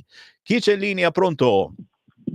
Sì, ciao Sammy, sono Walter. Quella. Buongiorno. Ciao, ascolta, volevo dirti, Marco sempre puntuto, lo chiamerei il punteruolo blu, perché più rosso non mi sembra che lui sia rosso, perché picchia Certo. dentro nel posto giusto, partendo dalla religione dei vaccini all'epoca. Volevo dire questo, la Germania è uno Stato federale e il debito pubblico è il debito dello Stato, però poi ci sono tutti i debiti dei land e loro sono stati così bravi da imboscare 860 miliardi che praticamente giravano in nero, extra budget, li hanno imboscati e nessuno ne parla più. Cioè questi avevano un bilancio in nero che nascondevano alla comunità, alla UE. Poi l'altra cosa che volevo dire era questa. Secondo me il libro più letto in Emilia Romagna sono i libri di Epicuro, quello della rana e lo scorpione, perché comunque loro sono scorpioni, c'è un cacchio da fare. Ciao Tony. Grazie caro, si ride e si scherza ogni tanto, ci proviamo, ma il bello di questa rassegna stampa è che dà tantissimo spazio alle vostre voci, sia al telefono chiamando ora lo 0292 94 7222, ma anche tramite WhatsApp al 340 67 09 659. A proposito dei risultati in Liguria, fanno i complimenti anche a Antonino Danna, al direttore Sallusti, a Cainarca, a tutti i corrispondenti dalla Liguria che ieri hanno fatto una diretta a Fiume dalle 15:30 alle 19:30 seguendo tutti i risultati minuto per minuto. Che eroi, mi scrivono. Le vostre voci, pronto? Buongiorno dal Veneto, Buongiorno. buongiorno. Senti, volevo intanto fare i complimenti a Bucci. Io ieri l'ho sentito per la prima volta nell'intervista che ha rilasciato e mi pare proprio un uomo dalla schiena diritta, nel vero senso della parola. Poi volevo fare i complimenti anche ai cinque spennati che hanno raccolto quello che hanno seminato. E poi volevo dire un'altra cosa, cioè i nostri destrogeni continuano a dormire sonni profondi, ovvero quello che ha fatto Rai 3 domenica con il caro Sua Maestà Ranucci, ma perché non viene inquisito? Perché non si fa subito una manifestazione sotto le porte della Rai e gli si ricambia quello che loro hanno fatto nei nostri confronti come liberi cittadini? Cioè, perché continuiamo a dormire in questo modo quando abbiamo la possibilità di educare il direttivo Rai a scegliere giornalisti che abbiano a loro volta la schiena diritta, non storta come la falce o come, sai, qualche altro attrezzo di lavoro. Grazie caro, ma noi non siamo capaci di fare la rieducazione, soprattutto per questo signore di Rai 3 che sta antipatico solo a guardarlo, diciamocelo, e poi è bravissimo, probabilmente sa tante cose e quindi uno c'ha anche paura a prendere decisioni, mica che mi fa una trasmissione su di me. No, bella questa su Libero, ve la devo ricordare, a pagina 12, il fallimento delle unioni civili. Neanche ai gay interessano più. Introdotte con grande clamore si sono rivelate un flop. Le unioni civili, dopo il boom nel 2016, anno della loro istituzione, le registrazioni sono andate scemando. Meno di 16.000 nel periodo 2017-2022. Nella Milano progressista soltanto 240 unioni civili in 12 mesi. Bah! 0292947222, entrate in onda senza filtri né censura su Radio Libertà. Pronto? Pronto? Buongiorno. Buongiorno Sammy, scusa, posso ridere un attimino prima? Ecco. No, scusa. No, scusa, mi viene da ridere, perché questa è stata per la sinistra, scusa, mi ha incoragito, la sconfitta più umiliante dal 1948, quella del 18 aprile. Nel senso, questi, usando un termine calcistico, caro Se, hanno sbagliato un rigore a porta vuota. Cioè, hanno arrestato la giunta, hanno arrestato il presidente, abbiamo vinto 20 punti di vantaggio, cioè praticamente dall'altro non c'era difesa. Un rigore a porta vuota hanno sbagliato. È la sconfitta più ridicola e umiliante dal 18 aprile del 48. Poi un'altra cosa, Sammy, scusami, a me dell'Emilia Romagna non me ne frega un cazzo. Tanta gente ideologicamente pervertita. L'eccessivo consumo di carne di maiale nella loro cucina gli ha completamente bruciato le cellule cerebrali. Voteranno a sinistra anche stavolta perché sono una manica di teste di cazzo. Grazie, non sono d'accordo assolutamente, moderiamo i termini e soprattutto i segnali stanno arrivando, perché quando ci sono i quotidiani di sinistra, come succede in questi giorni, che lanciano l'allarme con Bersani addirittura, vuol dire che questi sono ben informati, signori, La Stampa, Repubblica, sono ben informati ed è un campanello d'allarme che la gente si sta un po' rompendo le scatole. Te l'ho detto, la terza volta che cambi la cucina, anche il più peddino con tutti i libri di Marx sullo scaffale gli girano le scatole. Il centro-sinistra in Emilia-Romagna non ha lavorato affatto, mi scrive qualcuno. Ci abbiamo ancora 10 minuti e le linee sono quasi libere, quasi. 0292947222 e c'è anche il messaggio: i comunisti ci vanno a votare, non stanno a casa neanche morti. E poi su Bergoglio, vedi che gli italiani non fanno figli perché non li possono mantenere, gli immigrati fanno figli perché glieli mantengono gli italiani. La destra sta erodendo i suoi voti. A molti di destra non piace questa destra, lo dimostra l'astensionismo. La Meloni sta spendendo troppi soldi in armi, sono i soldi delle nostre tasse. Noi di destra non votiamo la Meloni, non ci piace. Te capì? Pronto? Pronto? Ciao. Ciao Sammy, sono Mario, ciao. Ma io dico, sono quasi d'accordo con il signore che ha parlato un attimo fa, no? Per l'Emilia Romagna, certo, senza dargli termine o che cosa.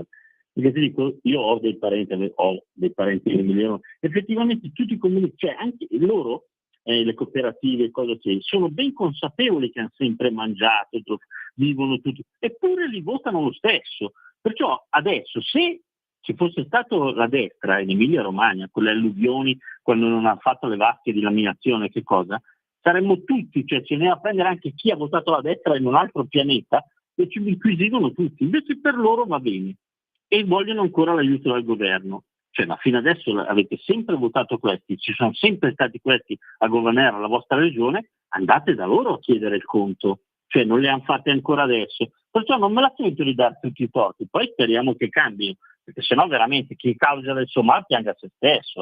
Ciao Sammy, buona giornata a tutti. Grazie, buona giornata. Beh, chiaro, in Emilia Romagna è una certa politica, ha procurato e proseguito un rapporto di lavoro importante, dando anche lavoro, anche con alcune ONG, le associazioni, gli immigrati. È chiaro che però quando, ribadisco e discoribati, si allaga la cucina una volta, 2 volte, 3 volte e ti può dare lavoro quanto ti pare la sinistra, ma ti girano le balle e capisci che qualcuno se n'è fregato proprio per fare un magna per aiutare determinate persone, magari anche te, a vendere questa cosa che hai, eccetera, ma ne vale la pena? Non sto incolpando nessuno, signori, è assolutamente radicato sul territorio. Il PD giustamente cerca di aiutare i cittadini, ma nello stesso tempo se ne fotte dei cittadini. Sammy, il buongiorno, permettimi questa rima in maiuscolo: magistrati spernacchiati. Me lo sentivo ieri che mi sono sognato di Suor Giacinta che mi faceva l'uovo sbattuto di nascosto dagli altri perché mia madre gli lasciava sempre la mancia. Stefano Del Brembo, che strani sogni che fai, è vero, è vero. Perché non leggi articoli da Telegram? Perché non c'ho tempo, ragazzi, non sono mica un polpo, e come faccio? Sammy, ma perché non si ricambia Ranucci con la stessa moneta? I giornalisti vadano a scandagliare la vita privata di questa persona, qualcosa si troverà e la si renda nota, scrive Antonio. Bravo Antonio, ma chissà se esiste davvero Ranucci. È vero quest'uomo. 0292947222. Pronto? Sì, ciao Pier, dall'Emilia Romagna. Eccolo. Allora, parlare di cucina quando parli di Emilia Romagna, l'amico meridionale, gli consiglierei di andarci morbido, perché forse non sa chi sono i leader della cucina. Vabbè. È vero. Al di là degli insulti, non facciamolo in Radio Libertà. Gli emiliano romagnoli, ti do un dato, nelle ultime elezioni regionali che furono perse, no? Però in Romagna, per esempio, cioè quindi nelle 3 province di Ravenna, Rimini, Forlì, Cesena, ebbero la meglio. Il numero di votanti che era sul centro-destra era superiore a quello della sinistra. A Piacenza e a Parma succede spesso, dov'è lo zoccolo duro che va sgominato, lo sa benissimo anche la nostra candidata regionale, Bologna, Modena e Reggio Emilia. Allora, sono cose diverse. Reggio Emilia e Modena sono tipicamente città emiliane, quindi per vincere bisogna che gli ex-comunisti anziani, che una volta poi erano ex-fascisti, capiscano che i tempi sono cambiati. Può darsi a Modena diversi segnali, per esempio, ci sono stati. Bologna è un po' più complesso, perché Bologna non solo è la capitale, ma è una città che dal ruolo che aveva, che poi è sceso nel tempo per incapacità economiche, fino a giungere a queste cose incredibili di non saper gestire, quando invece era vista come il modello delle grandi città che si può gestire, è molto complessa perché gli interessi economici che dicevi tu prima, le cooperative in particolare, ma un po' tutto il mondo gira favorendo questo. Loro non sono neanche più comunisti, non sanno neanche cosa vuol dire. Ecco, allora dov'è che loro sono forti? Dove riescono a ricattare gli amici che hanno dato i posti di lavoro. Ma io sono stato passato un po' di tempo, che ha collaborato strettamente con Guazzaloca quando vincemmo a Bologna, e ti posso dire che si possono sconfiggere. Però per favore dite a tutti gli altri che l'unica regione del nord, e poi che regione del nord, perché la nostra confina con tutte le altre regioni, no, tutte, escluso Friuli e Sudtirolo, no? Ma è economicamente potente quanto il Veneto. Quindi consideriamo che se noi prendiamo l'Emilia Romagna, finalmente per una volta per tutti li abbiamo sgominati. Ci vorrà un po' di tempo? Penso di sì. Proviamoci intanto. Grazie a questo ascoltatore per la bella, interessante fotografia che ha fatto del prossimo voto in Emilia Romagna. È chiaro, a Bologna c'è stato un Guazzaloca, di cui un giornalone l'altra settimana ha fatto un bel ritratto intervistando la figlia. 0292947222, la nostra radio è così, come le vecchie radio anni 70-80, si entra in diretta e si dice quello che si pensa, senza che il regista Francesco vi chieda chi siete, cosa volete, dammi il tuo numero di telefono, non ce ne frega a lui niente, anche se siete belle ragazze, lui è superiore. Pronto? Pronto? Buongiorno. Ciao Semi Franco da Milano. Oi. Ha ragione quello che ha chiamato prima, il indiano come me, ha perfettamente ragione, lì c'è tutto l'intrallaccio, addirittura a Reggio Emilia ci sono pure i camorristi.